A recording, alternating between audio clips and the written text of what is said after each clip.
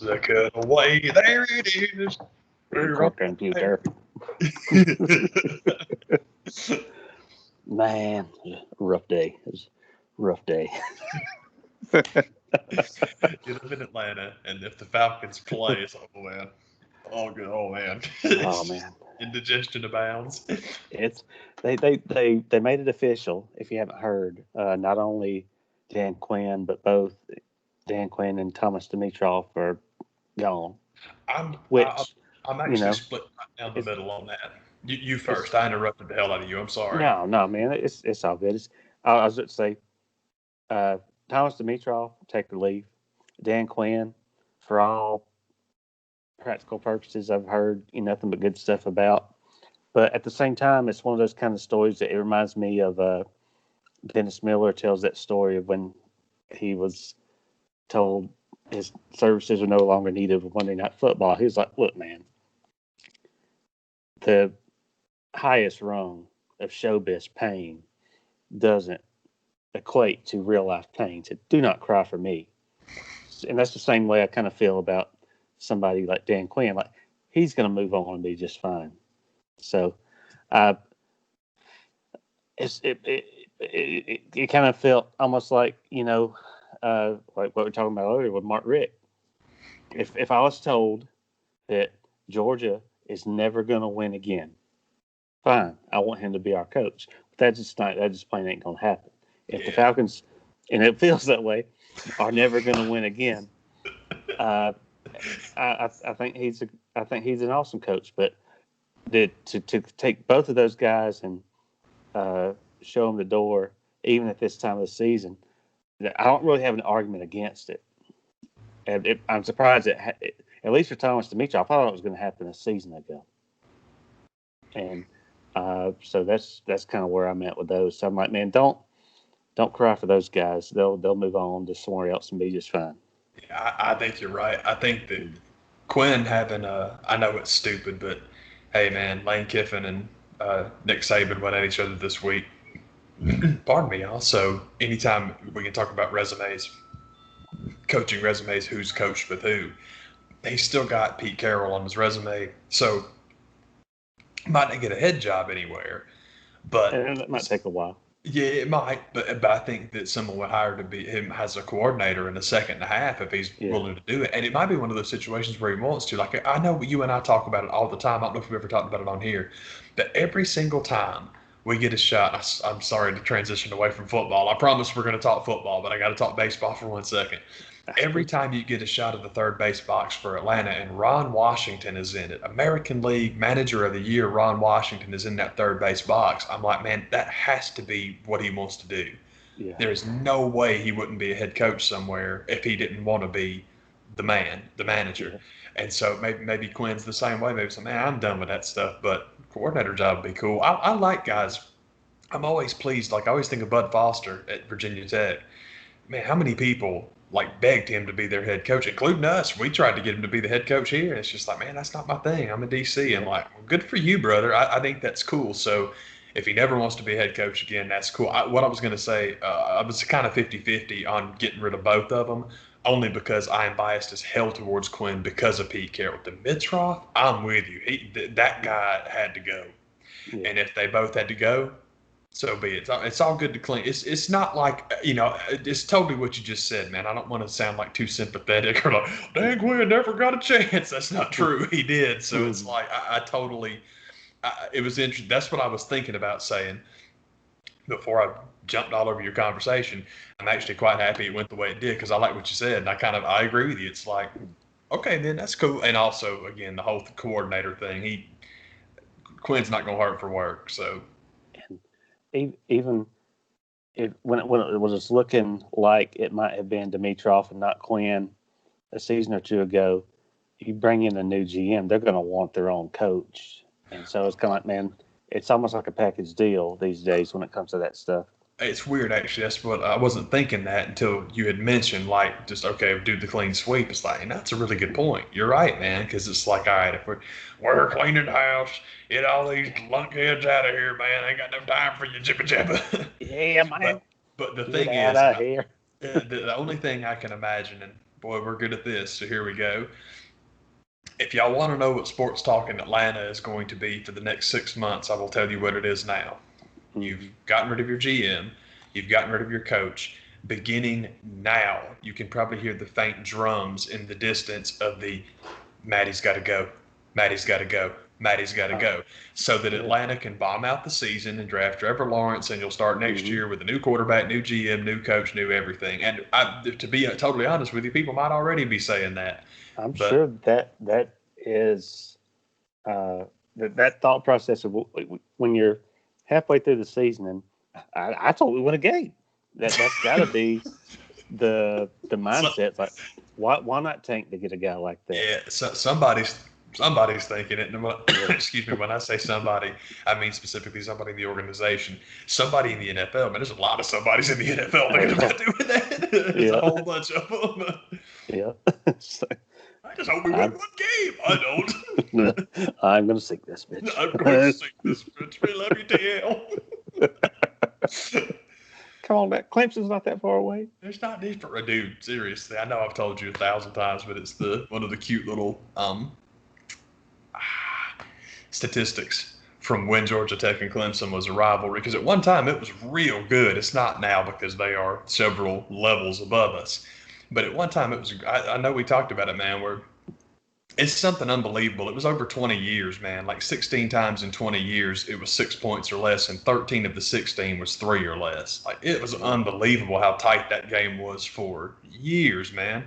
It's not now, but that's okay. It was real fun. But the interesting, funky little stat is that Clemson is as far from Atlanta as Athens is. So they're almost exactly the same distance. I'm like, that's awesome, man. Yeah. Yeah, it just depends on which direction you go. Yeah. Which, 75 or 85, which you want, boy. You better choose careful, boy. Anytime you can end a sentence with Southern boy, or begin it that way. Well, I'll tell you what. That's the beginning. Boy, I'm tell you what. You think you're going to come over here and take peas off my plate? You're going to find you wrong about that. Right here? Right here. No. I'm sure I've told the man, I don't know if I've told the good people, I've created a wrestling persona that I'm going to see out. And take peas off my plate is one of my favorite catchphrases because it's just when I thought of it, I'm just like, somebody's grandma had to have said that somewhere along the way. That is too good and too Southern not to have been taken somewhere. So I'm like, man, that's cool you came up with that. And I'm like, there's no way you came up with that. Someone's got that one, but I'm still going to use it. Archibald Faulkner. Yeah. I got to tell the I don't have to, but I'm going to tell the story. Good people watching us on YouTube, here's the story. We love pro wrestling. I've always come up with characters that we could be. Like, I still think one of these days, maybe one day we can turn it into an episode of the show. I think that Jared and I should do a fake shoot interview. Sit down and do a shoot interview, and it's totally fake. And I think we should be like a tag team of gaijins that worked in Japan. And I want to be Ted Stetson instead of I want to be Ted Stetson instead of Stan Hansen. And you have to be I don't know what the name of the character is going to be, but I think you should be the billion peso hombre. And that would be awesome because DiBiase and Hansen were a tag team for a minute. I think. I honestly don't know where on the timeline that falls. It seems to me that it was either right after or right before $1 Million Man because he was doing the black trunks, the real tall boots, and so he might have just gone from, Watch to Japan, and then Vince got in touch. That makes more sense because $1 Million Man went on for a long time, but that might not be right. Anyway, I used to know all that stuff, man, because All Japan Tag Team Wrestling in the 90s was, oh my God, it was unbelievable, man. Yeah. I've gotten way sidetracked because we were talking about Dan Quinn and Thomas Dimitroff, and you got to bring in new talent or front office so you can draft Trevor Lawrence out of Clemson. And that's when Virgil becomes his body man, and they teach him the lariat. That's gonna get him over. I tell you what, man. Can't say no. man, it's been surprising to me. I don't know if it's just pandemic life, and it's not that you hear certain things and it just doesn't affect you. It's like, man, some of this stuff's like, it just gets so lost in the shuffle. I didn't realize that Gail Sayers passed away recently. Bob Gibson passed away recently. And then with the big one this week was Eddie Van. Eddie Van Halen, man. Oh my God. Everybody, talking about watching sports, and every going to commercial riff on the college football yesterday was some Eddie Van Halen shred. It's like I make that point to make this point. We love Van Halen. When I was in high school, I think every high school has at least one person that listens to music that's just old, and I was definitely one of those people. My favorite groups when I was in high school were Van Halen and Kiss, and I like Metallica a lot, but I was kind of moving out of that. Still, it's weird. Old Metallica is still so good. They did the box set, the Binge and Purge box set, and I love that because I like live versions of songs anyway. But what happens is you get like Master of Puppets, and you get not Ride the Lightning, I'm sorry, For Whom the Bell Tolls. You get all that great old stuff. But James has his Post and Justice for All Black Album voice, so he sings a little bit deeper. Man, it's like the perfect midpoint. It's so good because it's the voice is real cool. The song sound that's just unreal. We got sidetracked. Sorry, man. But I was a monster Van Halen fan. Loved those guys, and I honestly I knew that Eddie was sick. I knew that Eddie had treatment. I didn't realize Eddie was still sick. It's dumb, but it's just you don't think about it. And the last couple of interviews I've seen with him, I shouldn't say he looked great, but he did. He was in a good mood and doing the Eddie Van Halen smile and all that stuff. And so it was just, I thought that everybody that talked about it, that tweeted about it, like his son and his brother and Valerie Bertinelli, and everybody was just great. I mean, it sucks because you could tell they're sad, but they were, man, it was kind of awesome getting to know this cat. So it was cool, man. I hate it, but I'm just with you. And then Bob Gibson just snuck right up on me. I had no idea. Like, oh man, hoot, dang that hoot, man. Yeah, and it's just one of those that I think we had heard that he had been sick. I mean, years ago. I mean, like this is like before like the band got back together a little bit and did a tour. Yeah. So you're kind of like, well. He beat it, kicked it, and then I think this kind of last wave that came back was like, man, just not talking about this one. And I think going off kind of like what you're saying, it was you're going through school, and it's probably one of the first real big ones to me that I was old enough to kind of be around and appreciate because. The years, the Beatles were years before I was even born. Yeah. The Rolling Stones were years before I was even born. So, yeah, the influence is there, and I appreciated it. But this is one that I was kind of, I think Eddie was like 25 when I was born, something like that. So, yeah, I got to kind of grow up with it and really kind of dug it a lot. And, you know. There've been other guys that have passed that I probably should give that credit to, but this is the first big one. I was like, man, I was there for pretty much all of that. Dug a lot of it. Yeah, the stuff like if we're doing like little kid stuff, Prince was the pile driver for me because that was one of the first things. The Revolution to me is still. That's the first taste of rock and roll I ever got. They were the coolest. They're still the coolest. Like you see the 1999 video. And there's that dude like walking around doing that thing. Got the crazy guy dressed like the Doctor. You have the two-headed keyboard playing girl. You have the guy with the cool haircut and the little kamikaze headband. And then you got this dude in the purple trench coat like swirling down this little pole. And he runs up and grabs the mic and says, the sky was all purple. There were people running everywhere. I have not been the same since. It's one of there are bedrock rock and roll moments in your life. That was one of mine. That and then the bald Irish girl singing into the camera, just point blank. Oh my God, I'll never forget the first time I saw that. I was in my cousin's house. I will never forget the first time I heard that song because I'm like, A, that's the prettiest girl I've ever seen. B, something's happening. One day, maybe you will grow up and you'll realize what's happening right now, but enjoy this just right now. Other thing about Van Halen is, um, my mom turned me on to most of the music I listened to, and she loved Van Halen. Really, really, I shouldn't say loved Van Halen, but dug it. And Jump was a big song in my house when we were kids because it was always on night tracks, and that was real cool. But also, Eddie Van Halen did the solo on Beat It. And I loved Michael when I was a little kid. Still love Michael, honestly. But I was a huge Michael Jackson fan. And it's just like, you can hear it. I mean, once you develop a musical ear or just familiarity, Eddie Van Halen's playing, you know it's him.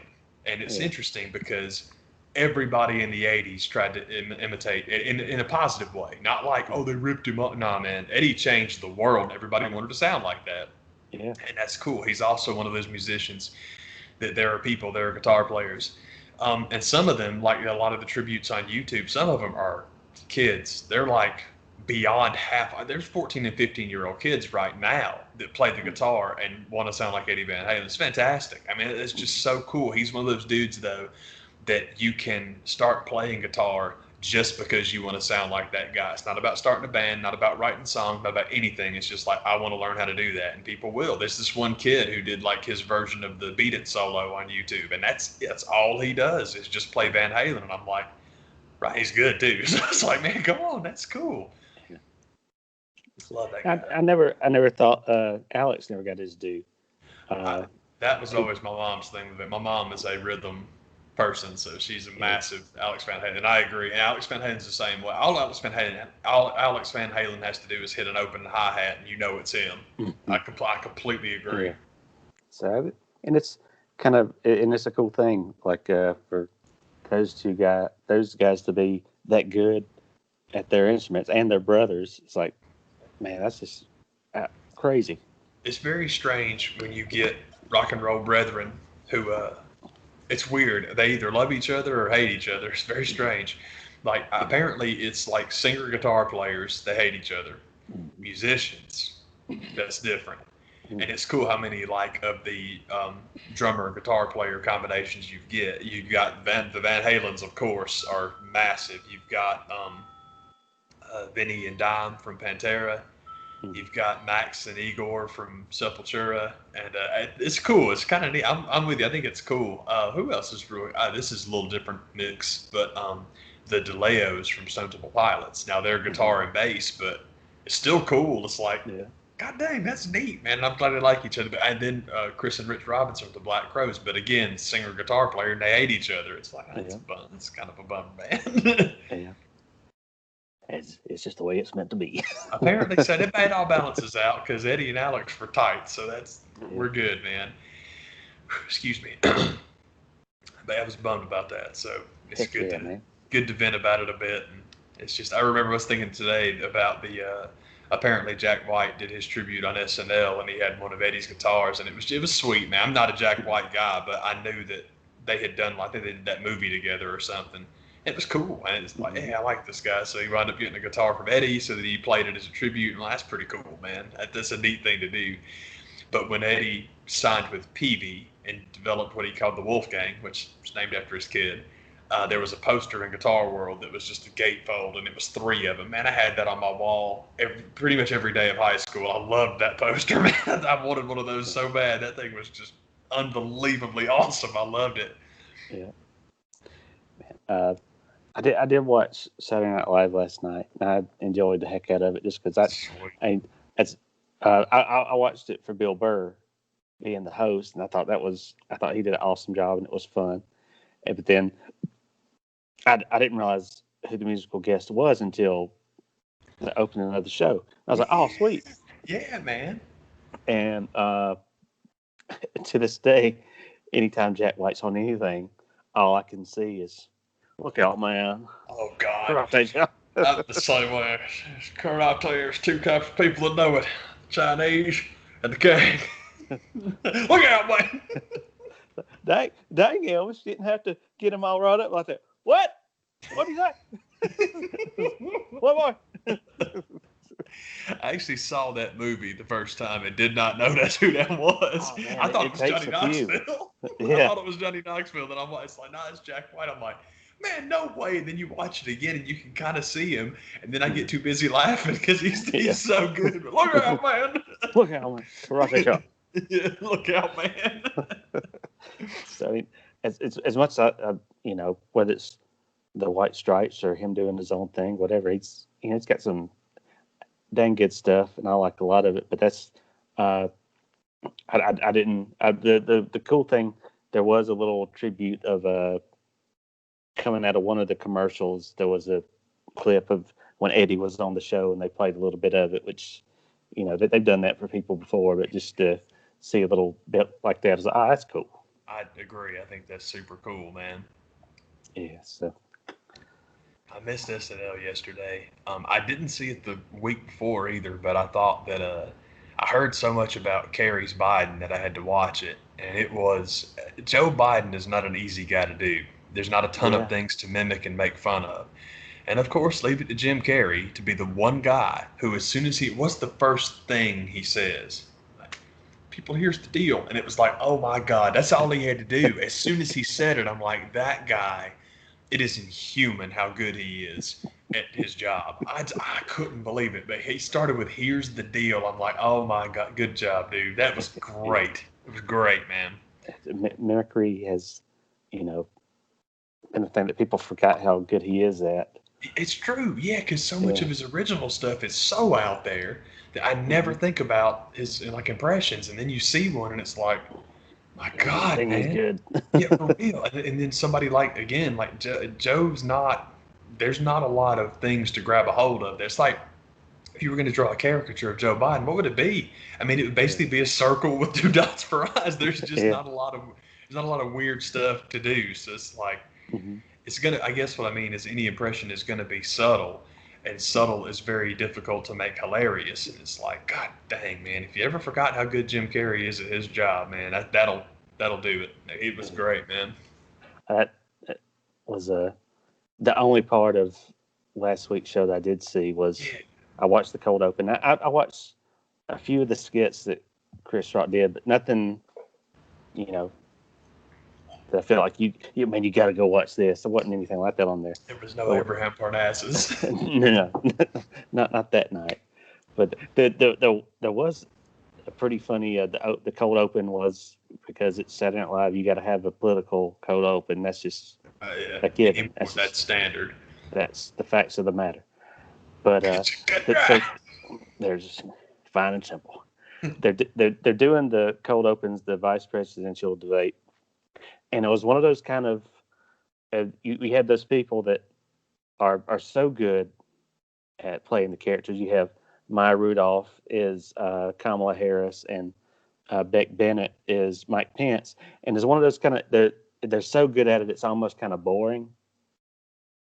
But and I say that because it felt like when they got to what they were going to do, I was like, man, where are they going with this?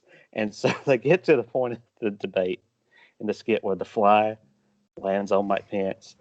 And just with what they decided to do, it was so freaking funny to me. The fly that landed on Mike Pence's head was Joe Biden teleporting through the David Cronenberg fly machine.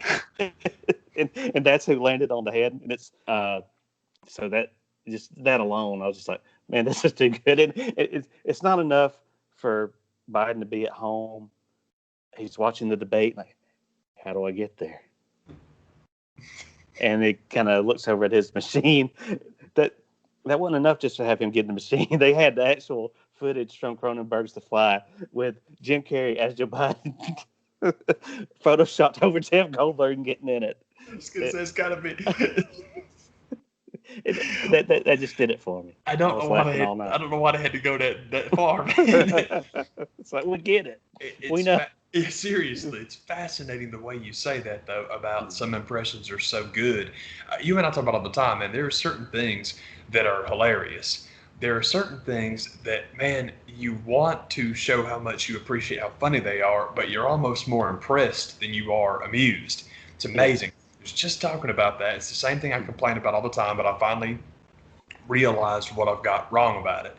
And it's that, God, anyone that's met me and ever talked Saturday Night Live with me knows that Daryl Hammond is my touchstone. That's the baddest dude on the block. Even Farrell's great. Will Ferrell is fantastic. And as far as impressions go, um, Kate McKinnon would be in like the short list of like, oh my God. And the other one, I know you and I talk about it all the time, man, but Cecily Strong. Well, and I understand because Cecily is a cutie pie.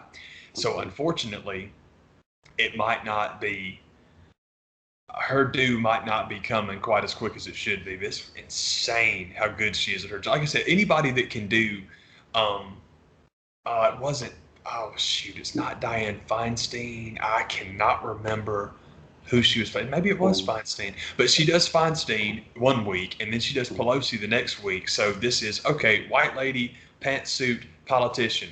And they were vanilla and chocolate. They were so different. And I'm like, that is fascinating because I could just see the, not tendency, but, shoot, I'm sorry, I can't think of the word I'm looking for, man. Doing similar things would be easy and comfortable, and I could see the lure of that. Man, that ain't what she did, so that's impressive. But the point I was making was that was always been my thing. It's like, well, they got Daryl Hammond's number. Why, it's not that I hate Baldwin's Trump. I've seen it a lot. It's fine. It's not that I don't like it, but man, I know you got Daryl Hammond's number. But that's what I finally landed on. Is Hammond is so good, it's not funny. It's impressive. So it's like, oh, okay. It's so you can be funny. And it took the Carrie sketch for me to finally realize, like, okay, that's what it's about. Because in this case, especially, Carrie's not the straight guy, but as far as the like, sweet God, what an impression. He was doing that, so then you got your funny over here. I'm like, that works great. It took me a long time, but I finally got there, and I'm like, good Lord, y'all, that's fantastic. And that was another good take home from the cold open last week when they're doing the presidential debate, and Alec Baldwin as Trump puts in his little earbud, and it's Cecily Strong doing the lady yelling from the National Committee, all about Donald Trump and this and the other thing. And that's what he's listening to calm himself. Like, yes, yes. Yeah, so, I like that. Yeah, the relaxation tape was awesome. I like that. Also, on the subject, you mentioned Beck Bennett a minute ago, and I'm glad you did, because his gosh almighty, I cannot remember the name of the guy that moderated the debate for Fox. I should know, but I don't. But it's not that Wallace. That sounds good. Mike Wallace. Man, I should know. Chris Wallace. Okay. You're right. I knew I should remember it. And Beck Bennett's impression was sick, fantastic. And on that subject, Beck Bennett is my favorite guy on that show that I never give the love to, and I should, because he did Undercover Office Toilet. It's one of my favorite things that I've ever seen on that show. And part of it is just his stuff, the way he says stuff, like he's so guilty about, I go all the way down, they go to the bathroom down the hall. I just love it. But yeah, you hit on my favorite thing, man. Well, one of my two favorite things. My favorite thing of his is, these lives? I don't think so. I don't think so. The other thing I love, and I can't do it because it's Bill Hader, and it's just the way Hader says things, man. But the way he revs up, he's like, "You lied, Johnson. You went to the bathroom with the lights." It's just awesome. He goes from like 0 to 1,000. You lied, Johnson. If you haven't seen Undercover Office Toilet, do yourself a favor. I think you have to watch it. It's so awesome. Because the other fantastic thing, I will not say it in case you are going to go watch it. Don't want to ruin it. But it's after he looks in the camera and he says, "Thanks, Undercover Office Toilet." His next line after that is the funniest thing in the world. I won't ruin it because Beck Bennett's a funny cat, and I love that guy. It's weird. We've talked about it before, man. SNL is so interesting, and I come with it and I go with it and la-di-da. But the cast right now, there's a lot of people in that cast I really like, man. So it's nice to tune in and watch them. It's like, holy crap. It's, dude, they're loaded. It's a good cast right now. Bill Hader's another one. You can get lost looking at some of his impressions. It's like, man, and he's one of the guys. His are usually pretty funny, but some of the guys he picks, like, it's so obscure, but he does it so well. You're like, I remember that guy. Yeah. I remember that he got on doing the guy from 60 Minutes or 40, whichever one the and tell me what else happened, guy from 60 Minutes. But there's another guy, I can't remember the guy's name. And this one wasn't one that I don't think he ever did on Saturday Night Live, but it was a talk show interview where he's just going off on one of the obscure guys from 60 Minutes, like, well, sometimes you draw the short straw. I thought I would have been going here or there. Turns out it's just this really boring location. So just even people like that he can do, where it's like, and these, when it comes to the cast that's there now, I mean, when you watch anybody that Melissa Villaseñor picks to do, she's gonna nail hardcore. Overwhelmingly true. Mm-hmm. It's just, and then it's one of those type of things. Yeah, it's funny because she's funny, but it's just as equally impressive as, like, how can you do something like that? That's just, I just, where I'm at with it. I was thinking about her earlier today because I was thinking about, it's weird, the train of thought was, I'm not a huge Pete Davidson guy, but to be fair to Pete, I thought that, and he cracked twice, but Pete Davidson held up beneath the "look at your father, boy" a hell of a lot better than I would have. He lasted a lot longer than I would have. But that's the thing with Melissa Villaseñor. She got through that whole skit without laughing. I don't know how she did it. Oh my God. Man, I think it's kind of, when you're the Aganon character, you can kind of sneak some in, I guess. It's like, yeah, this is awesome. She got to deliver. It was H.R. Pickens. Exactly. That is my single favorite line from that whole thing. Yeah. H.R. Pickens. Exactly. There's another fantastic one. That'd be cool to make a list of, like, favorite SNL skits. And so Undercover Office Toilet. Career Day, I think, is the name of it. Abraham Parnassus will bring it up. Man, what else did I say? Oh, the freaking Casey Affleck Dunkin' Donuts commercial. That is, God, that's so good, man. I love it. One of my favorite things in it is, I'm pretty sure it's Mikey Day that's his buddy, isn't it? Yeah, I think so. I'm pretty sure that's right. At the end of it, when he just takes his coffee and wings it at that car, man, he ain't even mad about it. It's just like, oh, he's like just impressed about him, like chucking that coffee at that dude, but like steals the whole thing. He ain't even mad. Like, that's awesome.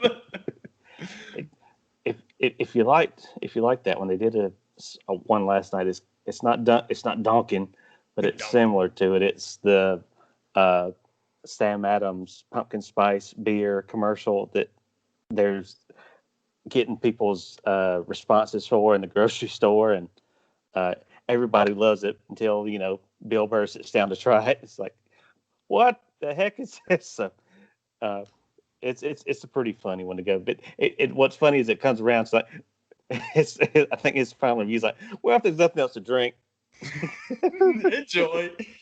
Let me ask you a question. That's interesting, because I was going to ask you if Bill Burr was in that skit or sketch.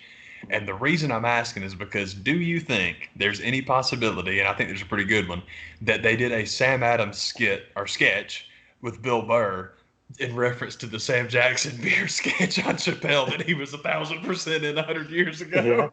Yeah. I absolutely love that, man. It's stupid. My favorite line in that, of course, is Bill's like, man, could you stop yelling at me, please? And he's like, I can't stop yelling. That's the way I talk. Ain't you never seen none of my movies? Juice? That was a good one. Juice, that was a good one. It's my favorite line in that whole skit. Juice, that was a good one. Yeah. I love that so much, man. That was a good one.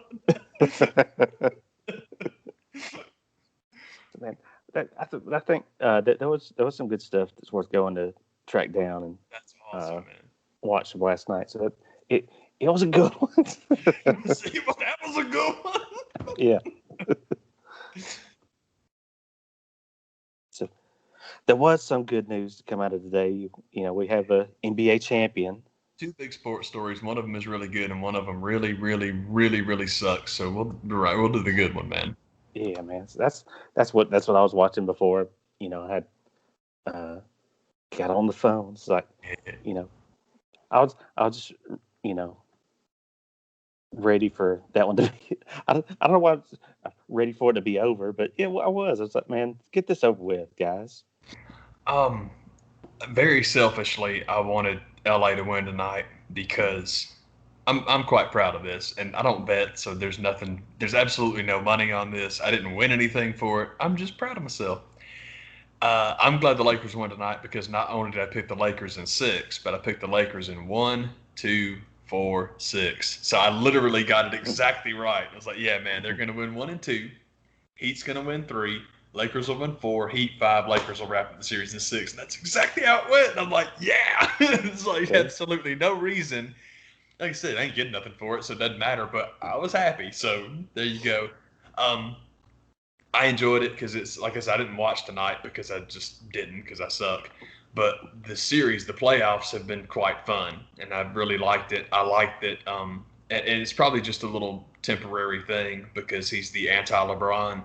But it's really nice to see Jimmy Butler get some coverage and some love because holy crap, just all that. Ooh, the Mamba mentality. And Michael Jordan was tenacious. Ooh, Michael Jordan wanted to kill guys. Butler is that guy. And they killed him. In Minnesota, they loved him because old man Karl Anthony Towns is soft. They had to get rid of Jimmy Butler. They stopped talking that stuff when he went to Philly because the guy that he ragged out there was their guy Embiid. And no one's going to say anything about Embiid. But Joel literally is like, no, he's too hard. Get him out of here. Yeah. So Jimmy goes to Miami, which is way better for him. It's Miami, for God's sake. If you can go to Miami or Philadelphia, where do you want to go? If you're from Philly, you know I'm right. Yeah. So I was glad that I was just cool because Butler is not a superstar in terms of stats or the way he plays, but it's just, man, everything he does is enjoyable. If you like basketball, you love that guy. And if you like that mentality, that like just that tenacious style of play, that's your guy. You love that guy. So I was happy that he played as well as he did. I was happy. I like the Heat just because I couldn't believe, pardon me, Hell yeah. that LeBron versus Spoelstra wasn't made a bigger deal of. Yeah. That's fantastic. It's a great story. And Skip Bayless tries. He's like, well, LeBron and Pat Riley had a falling out. I'm like, brother, if that was true, everybody would be saying it.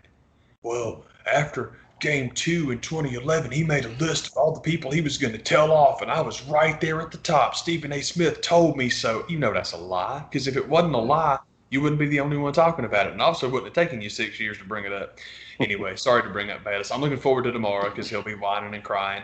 But the main thing that I'm excited about is Shannon Sharp said Lakers in 6. So I'm happy. I'm happy for myself. I'm happy for Shannon because it's like, yeah, because that's the whole thing, and everybody knows it. It's very fun to watch that show in YouTube clips because Shannon almost always goes first. So you can put the clip on, hear what Shannon has to say, and then once you get there, okay, now it's my turn. You can hit stop and you can pop out because the guy hasn't said anything useful in years. But this is a good transition. I apologize if I'm blasting away from the Lakers. By the way, tying the Boston Celtics for most NBA championships all time now. I love that. I think that's real cool because not only, okay, they got 17 apiece. It's very interesting to look at the head-to-head because, God, back in the day, man, Wilt just never could beat Russ. It's not Wilt. I'm sorry, it was Jerry West. Could never beat Russell. They couldn't do it. Celtics won all the time.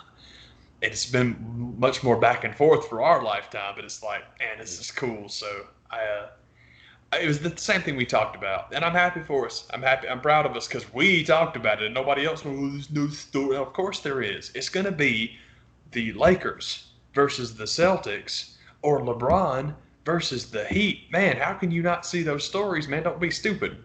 Yeah. But the only people I want to hear from, I do want to hear from Shannon because I'm happy that he got 6 and 6. And I'd like to hear Paul Pierce with his crybaby bullshit because that's the only reason that man's got a job. And it's frustrating because you see Vince Carter on TV a lot now, right? You know, it's kind of cool that Vince Carter, he did his show with TNT and now he's on ESPN a lot. And he'll probably be a sideline analyst for ESPN in a couple of years because Vinsanity has a career full of highlight dunks that are fun to put on TV. Vince also has this right here. Vince Carter is a great looking guy, so no one is going to have a hard time selling a TV exec that this guy needs to be on TV. Paul Pierce, not a bad looking guy. Paul Pierce, better looking guy than I am. But the only reason he has a job is because he's bitter towards LeBron and will go on ESPN and talk shit. That's the only reason he's got that job. So it'd be quite fun to see him whine and cry because it's like, yeah, that's all you got, isn't it, Chachi? Yeah. Anyhow, I'm thrilled because I love LeBron. 4 is my favorite number. And also, like you and I talked about, man, I get it. I understand that the A and the B in that Lakers team is real big, but that's a lot better team than people talk about. And also, I'm thrilled that Dwight Howard went out there and just did. I always wanted to see LeBron operate as a point guard. And there were times this year that we saw that, don't get me wrong, he's always been a pass first guy. He's always been a find the open guy, Magic Johnson style of orchestrator. He's always done that. But there were times earlier this season where his point totals would dip because of it. He would really go out there and run the point, and that's awesome. How we did in the playoffs? I got about, I think he was 20. Good God, it was 28-9 or 29-8 a game. So it's like, no, he wasn't point guard, and he was out there dominating. But anyhow, I'm happy because I'm biased and I love that guy. But I wanted to see LeBron as a point guard. I've always wanted to see late career Dwight Howard just as a defensive snuffer. Don't worry about points, grab rebounds, distribute the ball. Basically, what JaVale McGee did with the Warriors, and also for the Lakers, but in Dwight Howard's body. And man, I was impressed. I thought he was really good, man. Dwight Howard and Rondo both just – Rajon Rondo, man, I've never seen anybody who can get to 7 points, 5.5 rebounds, 9 assists. 9 assists is great. That's a great stat. But it's just Rondo's numbers across the board, nothing really jumps out as fantastic. But, man, if you watch that guy play, it is amazing what fantastic contributions that guy makes away from the stat sheet. It's fascinating. He did that in Sacramento, too. Now, you'll never know because of the win-loss record. But I'm with you, brother. Yeah. Pardon me. But I'm really happy. I'm glad the Lakers won, and because I love them, and I think that's cool. But I'm also really happy that Miami won 2 games because that was a good team.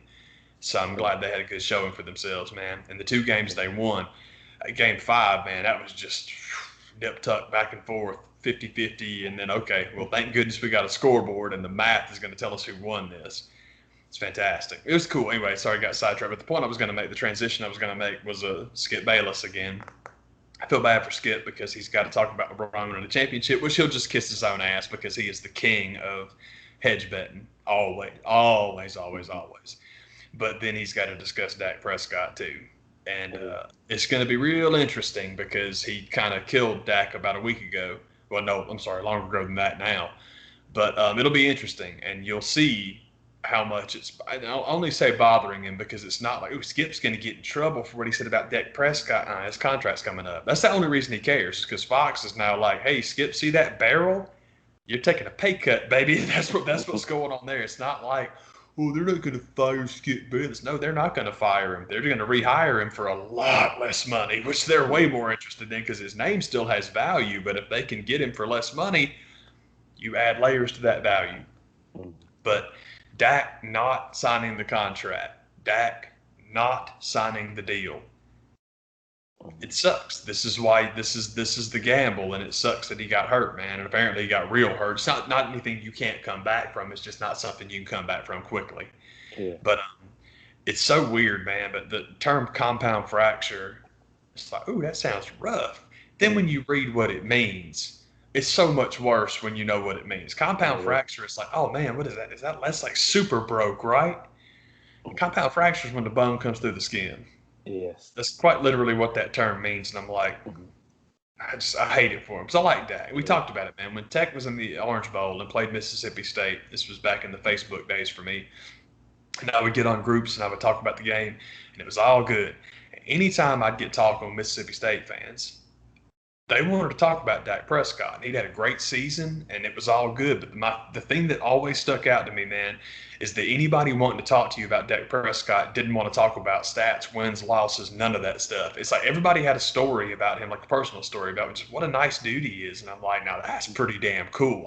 It was fascinating because he's the star quarterback and you just keep hearing about what a good dude he is. I'm like, right on, I like that dude. Okay, I hope he does great. So I hope that he recovers quickly and can get back. And because that just sucks. I just hated hearing that, man. Because again, if he'd signed the big deal, which in the NFL there's no such thing as the big deal, but Yeah. that's why they don't guarantee money in the sport because they don't have to. But it's like it sucks, man. The severity of a compound fracture. I mean, all you really need to know is like they had to do surgery tonight. Yeah, you're right. It Oh yeah, wasn't. man.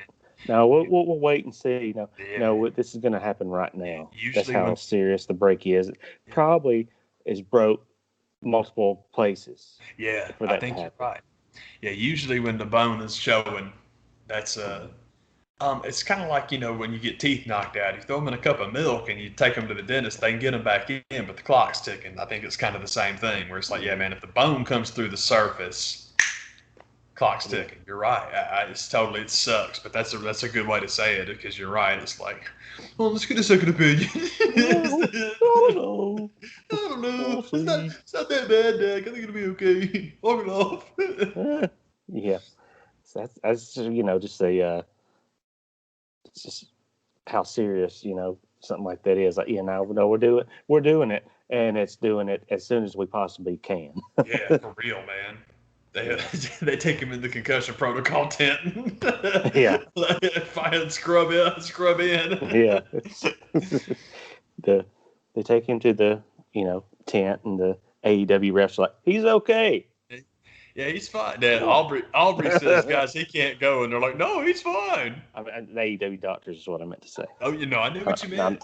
Yeah. Yeah, no, that was as stupid as that is. That was the part of that story that I hated the most. Is that more to the point? It's like, look, man, I understand kayfabe's not a thing. I get it. Mhm. I get it. But the only thing that you should never, ever touch in pro wrestling is that. If the referee throws that up, for the love of God, I don't give a good goddamn what happens. Play it up. And the thing is, like I said, I think we talked about it on here, man. I know the Wrestle Talk guys will never say that because their guy Will Ospreay came up with it, and they worship Will Ospreay because he's been nice to him. He's been on their show once or twice, but it's like, that sucks. I think that's a mistake. I think that's a terrible mistake, man. More the same. We're like, well, we have like rules in tag team matches when the revival's out there. Yeah, so they can break them. That's really, really cool. It'd be nice to have this one rule in pro wrestling that the referees, you can't make the referees look that stupid on TV. God knows you do it all the time when they're in tag matches. You You're gotta try. not legal. You get out of the ring here while the bad guys are beating the shit out of her. So they do that stuff all the time. But if it's a judgment call and you throw up the X, man, leave some sanctity in that. And especially if it's Aubrey, because we all love Aubrey. Don't make Aubrey look like shit. So, and they didn't, but it's just it frustrated me.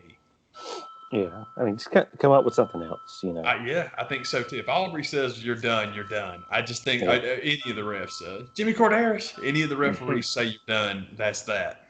Mm-hmm. Oh Lord, How it ought to be. I'm so. Oh yeah, I think so too, man. I didn't finish AEW last Wednesday. I started it, but all I want to see is the revival. That's all I do is just zip and watch those guys. Hobbs and Brian Cage wrestled. I really just didn't see much of it. It's cool. I mean, it's two big hosses out there just having I love Brian Zane's hoss fights. That's what it was, man. That's totally what they were out there doing. All right, man. It's cool. I don't know, man. Wrestling is so weird, man, because I like it and I love having AEW around just because I love the tag division so much. But whenever I record it, and there are times when I'll just zip to that and that's all I watch, man, because that's all I'm in for. Yeah, that's all I'm interested in. So just give me that, and I can move on. Yeah, I'm the same. I'm the same way. Move on, man. Move on. Said Randy Watson going to America. Yeah. One of the best things in any movie ever. That's one of the things that Marty and Sarah reminded me of this week was you have the Terry Funk, Ric Flair. Come on, Rick, give me a shot. I'm not as good as those younger guys, and I'd forgotten it's become part of my vernacular daily. Terry, it's a no. Move on. That's awesome, man. Even good guy Rick is a jerk. It's awesome, man. look, Terry, there's rules. There's the top 10. You're not in it. Trying to be nice here. Trying to be a nice guy. Give you the coat. Give you the brush off in a nice way. You won't take it. Move on. For you, head on back to the double cross ridge. Get out of my way. You're really making this uncomfortable between me and JR here. Yeah, seriously. I told you no. I don't like saying no again. You need to move on. That's my version of the Ric Flair promo. that run for Flair is just still so shockingly unbelievable, man. 1989, man. It's the same. We talked about it before. It's like, what if Flair had gone to WWF? And I think it was 87 when they tried to get him. And I'm like, man, if he's in New York, we don't get 89. Thank God he said no to that, because I don't. Well, we could have seen him and Hogan. Who gives a shit, man? I don't care about that. No, thank you. You can have the ultimate Hulk Hogan versus Ric Flair match in 1987 right here. Watch Hulk. He only does 4 things. Watch Flair. People that don't like him say he only does 4 things. So, okay, take Hulk's offense and Flair's selling, put them in a match together. That's what you get. Yeah.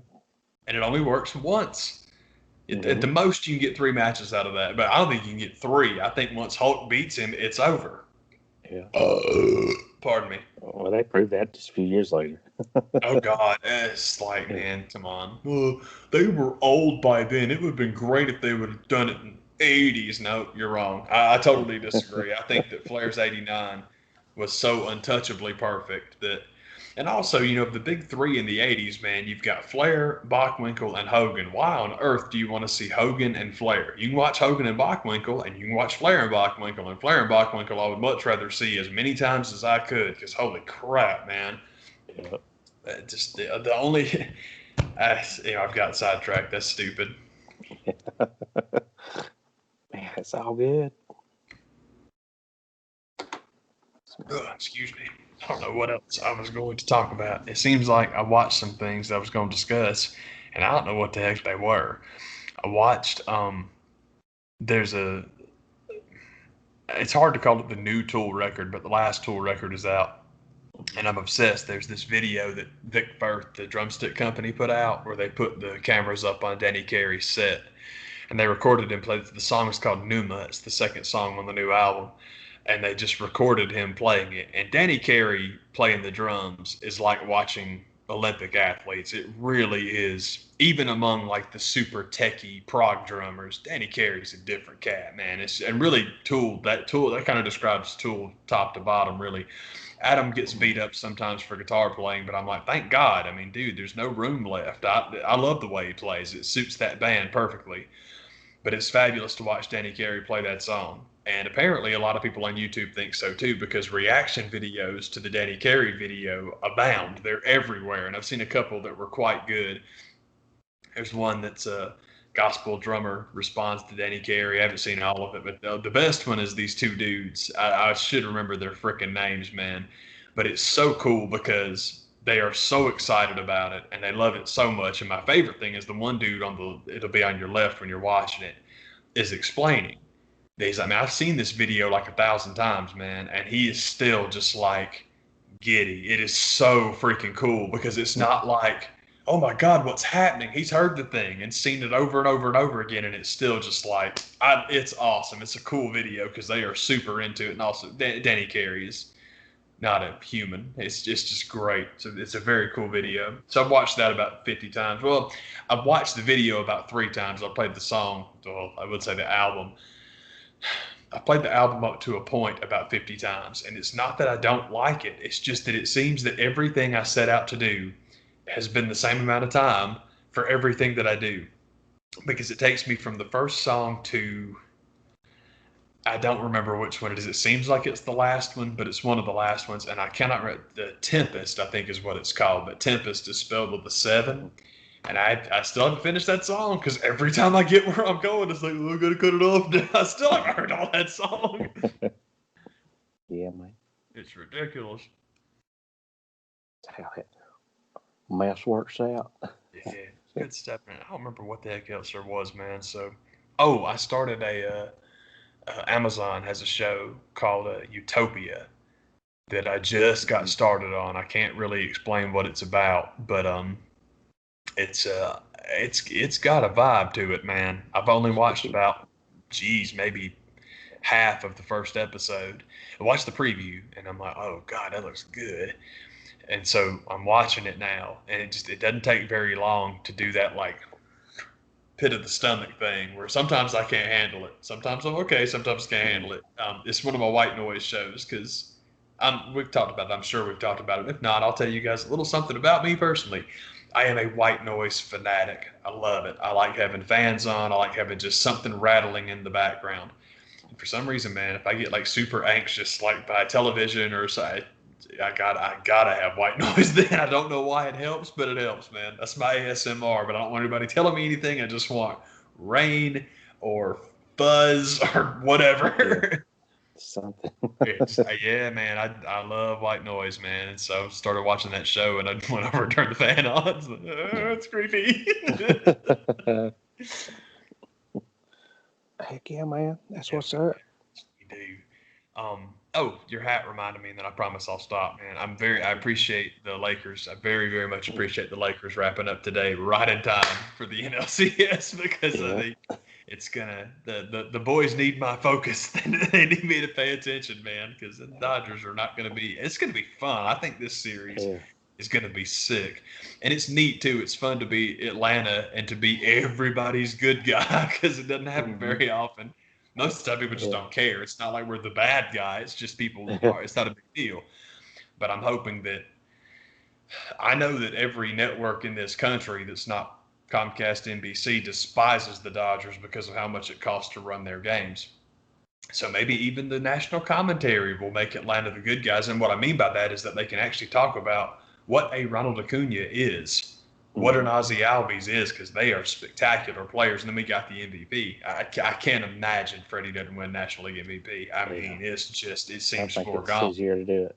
I think so too. And by the way, thanks. If Bryce Harper ever stumbles upon this video, thank you for the plug. Because as soon as he mentioned that, it's like, he got a shot now. People are going to pay attention. It's stupid, but that's great. It's like, good for you, man.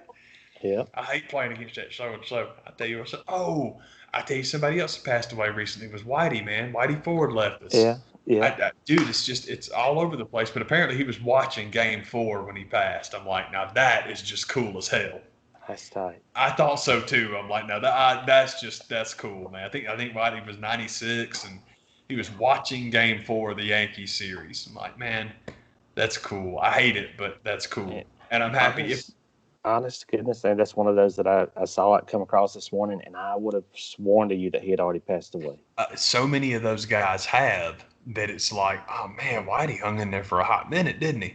Yeah. But what I was thinking about was, let's pretend for a minute that there's an afterlife, and we want that afterlife to be happy. Man, if St. Peter is a thing, that Mantle was the second guy to see him. It's just like, Mickey was waiting. And I'm like, okay, I like the idea of Mickey Mantle being like, when's Whitey get here? That's cool, man. Yeah. If you guys want a cinematic version, but according to everybody, a shockingly accurate depiction of the Mickey Mantle-Whitey Ford relationship, 61, we talk about it all the time. Man, neither one of us could recommend it enough. It's just a fantastic movie. And, Thomas Jane's Mickey Mantle is one of the best on-screen portrayals of any icon I've ever seen. That it's just absolutely shiny. It's Mickey Mantle. If you mess it up, you're gonna have a lot of people pissed. Yeah. Everybody loved it. It's fascinating. And then Anthony Michael Hall's Whitey Ford is awesome. It's a great movie, man. Pardon me, because I'm this guy right here. Guessed it. That's why you come over here and take the peas off of my plate? No. Oh, yeah. I didn't explain. I'm sorry. The tag team. I want to have a mixed tag team. I'm gonna be the Mississippi Man, Archibald Faulkner, because Mississippi Faulkner, Archibald is a reference to Archie Manning. It rolls off the tongue. It sounds awesome. The Mississippi Man, Archibald Faulkner.